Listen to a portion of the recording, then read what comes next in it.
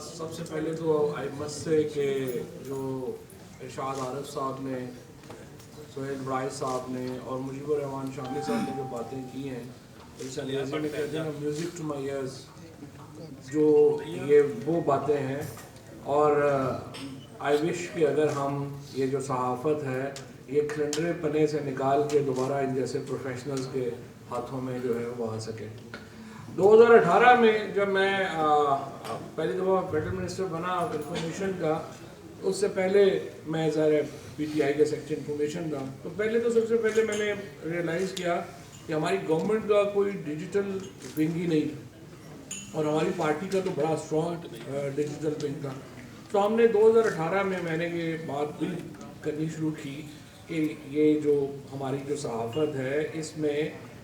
جو انقلاب آیا ہے ٹیکنالوجی کا وہ ریکگنائز نہیں ہو رہا. اور اگر آپ ریکگنائز نہیں کریں گے تو یہ تو نہیں کہ سورج نکلا ہوا ہے اور ہم آنکھیں بند کر لیں اور کہیں کہ رات ہو گئی ہے، تو اس طرح تو حقیقت نہیں بدلے گی. لہٰذا یہ جو ڈیجیٹل انقلاب ہے یہ بڑی جلدی آ جائے گا اور ہمیں اس کو ریکگنائز کرنا چاہیے.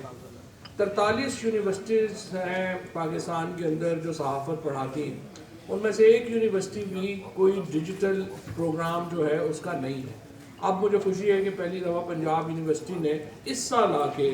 اپنا پروگرام شروع کیا. تو اس سے ایک تو آپ اندازہ لگا لیجئے کہ ہمارا جو اکیڈیمیا ہے وہ کتنا پسماندہ ہے دنیا کے مقابلے میں. یعنی وہ ریئلائز ہی نہیں کر سکے ہمارے جو لوگ پڑھاتے ہیں، جو لوگ کورسز بناتے ہیں، کہ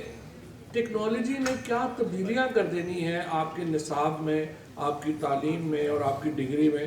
کہ ہمیں اتنے سالوں میں ہم اپنے نصاب کو ہی تبدیل نہیں کر سکے. اور اب بھی آج بھی پنجاب یونیورسٹی نے اس سال شروع کیا ہے، اور کسی جگہ پہ جو صحافت ہے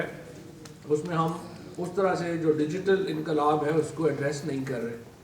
تو ہم بڑے پیچھے رہ گئے. اب میں 2018 میں نے یہ کہا یوٹیوب، اب میرا یہ خیال تھا کہ اس کو 5 سال لگیں گے، لیکن 3 سالوں میں ہی اب آپ دیکھیے کہ تقریباً 12 ارب روپے کی جو ایڈورٹیزمنٹ ہے وہ ڈیجیٹل کے اوپر شفٹ ہو گئی ہے، جو ایک بہت بڑا شفٹ ہے.